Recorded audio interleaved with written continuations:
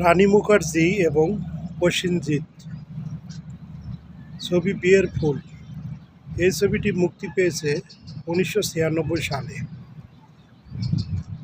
বিয়ের ফুল ছবিতে অনেকটা কাহিনী আছে, সৌন্দর্য কাহিনী এবং ভালো কাহিনী। প্রসেনজিতের সঙ্গে রানী মুখার্জির বিয়ে ঠিক হয়। সেই ক্ষেত্রে প্রসেনজিৎ এবং রানী মুখার্জি তার বিয়ের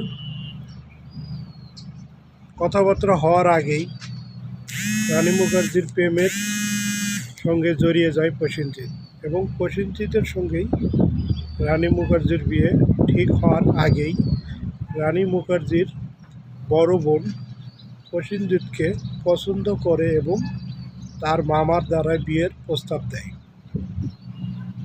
রানী মুখার্জি পরে জানতে পারে তার বড় বোনের সঙ্গে রানী মুখার্জির বোনের বিয়ে প্রসেনজিতের সঙ্গে ঠিক হয়েছে। রানী মুখার্জি আর সেটা না করতে না পেরে রানী মুখার্জি দুঃখে দুঃখে কষ্ট পায় এবং তার বড় বোনকে জানতে দেয় না। না জানার কারণেই প্রসেনজিৎ তার মাকে জানায় যে না, আমি বড় বোনের সঙ্গে আমি বিয়ে করবো না, আমি তার রানী মুখার্জির কথা বলে আমি তার সঙ্গে প্রেম করি এবং তার সঙ্গে বিয়ে করব। সেই ক্ষেত্রে রানী মুখার্জি যে প্রসেনজিৎকে বাধা দেয় যে তুমি যদি এই কথা বলো, কারণ বিয়ের কার্ড ছাপানো হয়ে গেছে, এখন যদি বলো যে বিয়ে আমার সঙ্গে প্রেম করবো, আমাকে বিয়ে করবো, আমার বড় বোনকে বিয়ে করবো না, তাহলে আমার বড় বোন কষ্ট পাবে এবং আমার আত্মহত্যা করা ছাড়া কিছুই পথ নাই।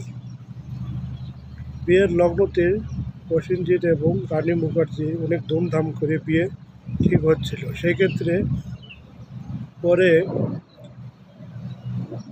রানী মুখার্জির বড় বোনের প্রেমিক মনে মনে পছন্দ করত, সে হঠাৎ বিয়ের লগ্ন যে সময় হচ্ছে ওই সময় আইসাই তাকে বাধা দেয় এবং পরবর্তীতে রানী মুখার্জির সঙ্গে প্রসেনজিতের বিয়ে হয় এবং তার বড় বোনকে আরেকজন একসঙ্গেই দুইজনকে বিয়ে করে, দুই বোনের একসঙ্গে বিয়ে হয়।